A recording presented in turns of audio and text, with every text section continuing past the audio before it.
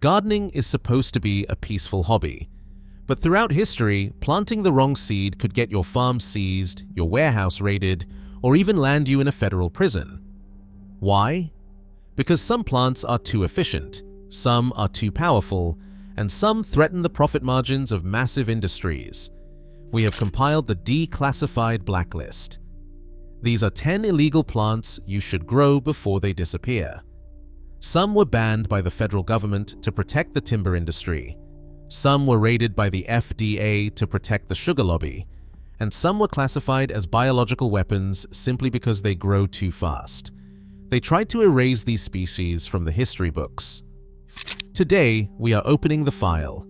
From the forbidden fruit of 1911 to the weed that heals wounds but destroys property values.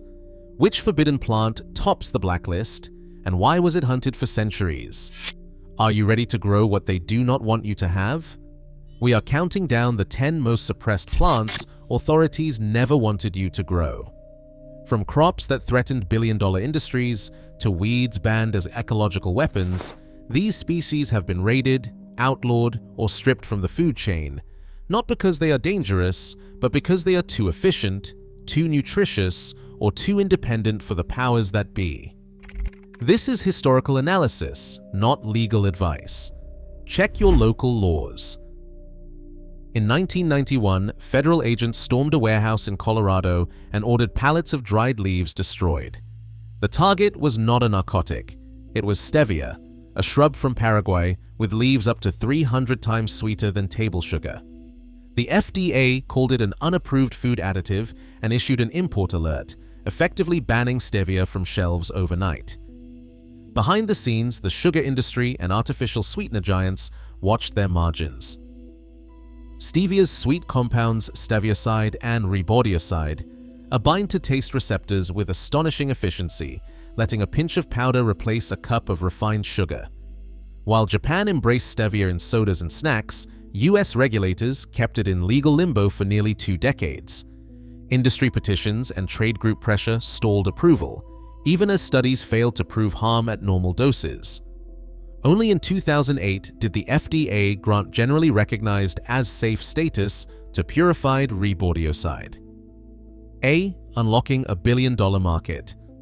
For nearly 20 years, growing or importing this harmless plant could get your products seized because it threatened profits, not public health. Always check your local laws. This is historical analysis, not legal advice. In 1911, the US Department of Agriculture issued a nationwide quarantine targeting black currants and their cousins in the ribes family. The official reason was simple.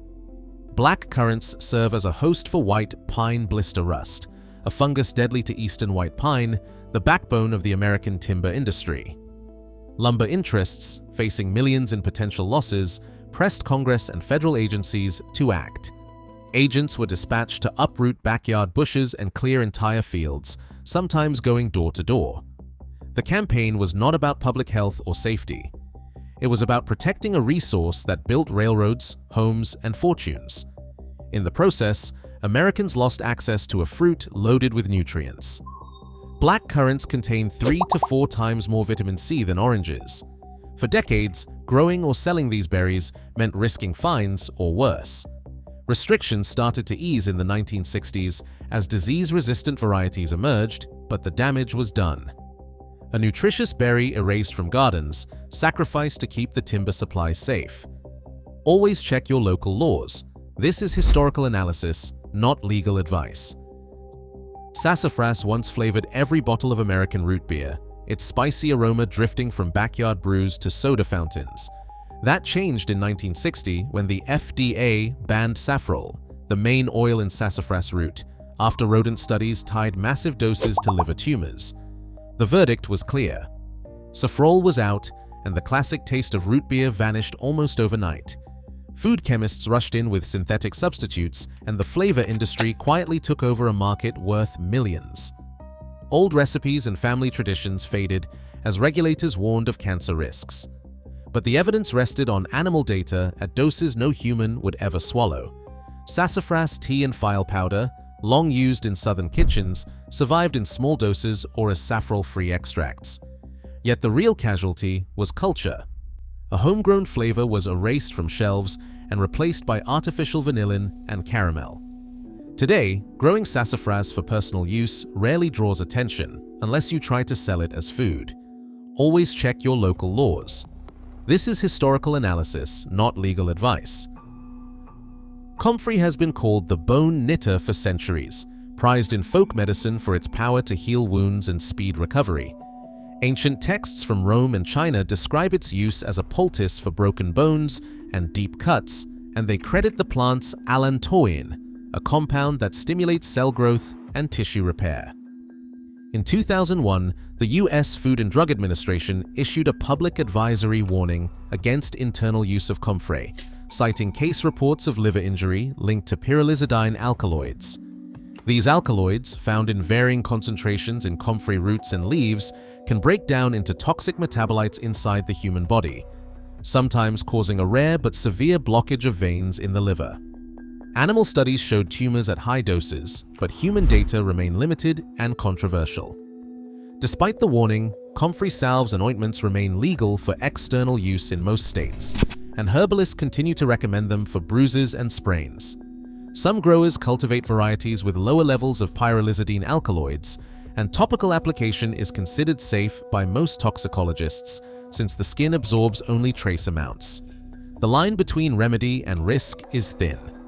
What was once a staple in every healer's garden is now banned from dietary supplements and teas, yet still grows quietly in backyards as a living contradiction. Always check your local laws. This is historical analysis, not legal advice.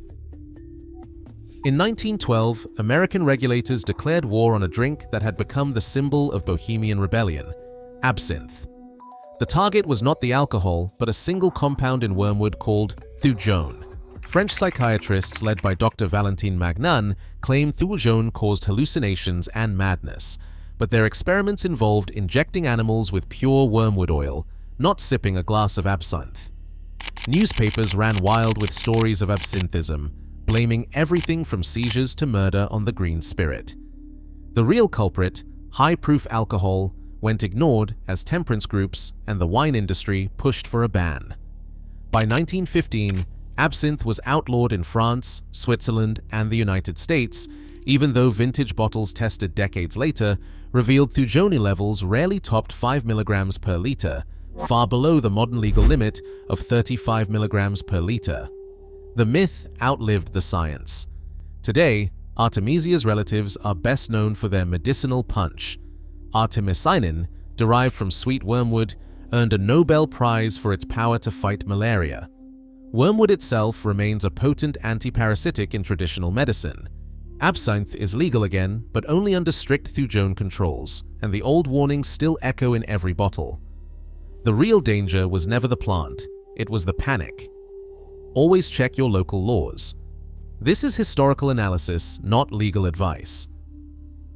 In 2004, the FDA issued a sweeping ban on dietary supplements containing ephedrine alkaloids, citing a string of heart attacks and strokes linked to weight loss pills made from Chinese ma huang.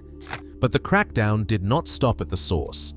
It swept in dozens of plants under the same genus, including a humble desert shrub known as Mormon tea, Ephedra nevadensis.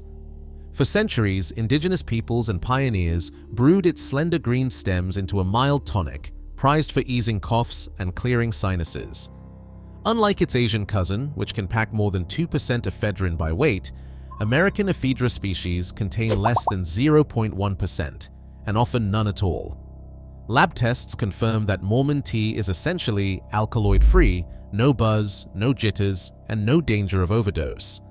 Yet the stigma stuck. News stories blurred the line between ma huang and the desert tea, fueling confusion and fear.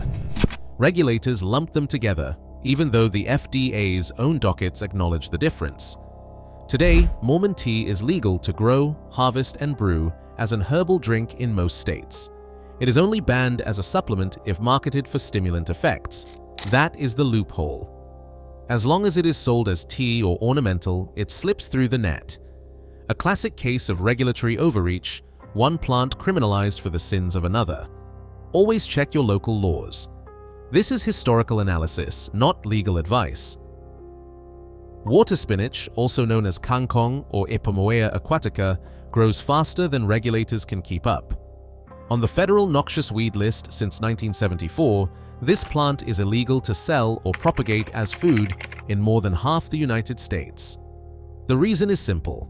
Water spinach does not just grow, it takes over. Break a stem and toss it in water, and every node can shoot out roots and form a new plant. A single patch can turn a backyard pond into a dense green mat in weeks, choking out native species and clogging irrigation canals. But that same aggressive spread makes it a survival crop in much of Asia, where it produces up to 50 tons per hectare without fertilizer or pesticides. Urban farmers quietly praise it as the ultimate zero-input vegetable, rich in vitamins, iron, and fiber, ready for harvest in under a month. In states like Florida and Texas, undercover busts have targeted Asian groceries for selling bunches labeled as ornamental foliage. The loophole is as simple as a sticker: illegal as food, legal as pond decor. Regulators fear its unstoppable growth, but for anyone seeking a reliable source of greens, water spinach is the outlaw carb that feeds entire communities. Always check your local laws. This is historical analysis, not legal advice. Japanese knotweed does not just invade gardens, it undermines the foundations of entire neighborhoods. In the United Kingdom, insurance companies have refused coverage and even condemned homes when knotweed is found on the property line. Its underground rhizomes can exert thousands of pounds of pressure, slipping through cracks in concrete and asphalt and then splitting them wide open. It only takes a fragment the size of a pea, about 0.7 grams, for the plant to regenerate and start the cycle all over again. Councils spend millions each year trying to control it, but the United Kingdom Environment Agency still reports annual costs topping £165 million for remediation and property devaluation. Contractors have lost lawsuits over failed removal, and some banks will not approve mortgages if knotweed is present within 7 meters of a house. But beneath the menace lies a paradox. Japanese knotweed is loaded with resveratrol, a compound prized for its antioxidant and anti-aging properties. The same plant that cracks foundations is also a major source of this sought-after phytochemical, sometimes containing far more than red wine or grapes. Researchers are exploring its potential in supplements and herbal medicines, even as local governments deploy excavators to haul away its roots. The plant's power to regenerate and dominate ecosystems is matched only by its hidden medicinal value. For every warning about property damage, there is a growing interest in harvesting knotweed for health. Always check your local laws. This is historical analysis, not legal advice. Duckweed floats on the surface of quiet ponds, often dismissed as little more than green scum. But beneath that unassuming mat lies a protein factory with no rival in the plant kingdom. Certain strains of duckweed, members of the Lemnaceae family, clock in at 20 to 45% protein by dry weight, comparable to soybeans, but with a fraction of the effort. Under the right conditions, duckweed can double its biomass in 24 to 48 hours. That means a single handful, left unchecked, can cover a waterway in days and yield up to 70 tons per hectare in a growing season. The Food and Agriculture Organization has run pilot projects in Asia and Africa, growing duckweed on wastewater and turning it into high-protein feed for fish, livestock, and even people. The numbers are hard to ignore. More protein per square meter than any terrestrial crop, harvested with a net, no fertilizer required. Yet this efficiency comes with a warning label. Many states list duckweed as a regulated invasive, citing its ability to smother lakes and disrupt native ecosystems if released. Strict containment rules and local advisories limit its use, and large-scale cultivation faces a patchwork of restrictions. Regulators fear runaway growth, but advocates see an answer to food insecurity and a tool for decentralized nutrition. In the right hands, duckweed is both a survival ration and a quiet act of resistance, a plant that turns sunlight and water into pure protein faster than any soy field or feedlot. Always check your local laws. This is historical analysis, not legal advice. Spanish conquistadors arrived in the Valley of Mexico with swords drawn and a single, unwavering objective: to dismantle the backbone of Aztec independence. Their target was not just gold or temples, but a small, unassuming seed, amaranth. By royal decree, growing or possessing amaranth became an act of rebellion. The Florentine Codex, compiled by Bernardino de Sahagún in the 1570s, details how colonial authorities ordered fields burned and hands severed from those who dared to plant it. The reason was simple. Amaranth was more than a staple. It was the grain of resistance, fueling festivals, rituals, and daily bread. Its seeds, rich in lysine, an essential amino acid missing from most grains, gave the Aztec diet a nutritional edge European wheat could not match. Amaranth's C4 photosynthetic pathway made it thrive in drought and heat, producing harvests where other crops failed. Every handful of seed meant another season of food sovereignty, another family fed without tribute to the crown. Oral histories from Nahua elders tell of seeds hidden in clay pots or sewn into clothing, passed down in secret through generations despite the threat of brutal punishment.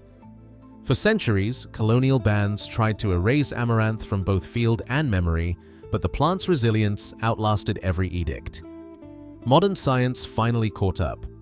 Studies confirm amaranth's seeds contain 4 to 6% lysine, double that of wheat, and are packed with calcium, iron, and protein.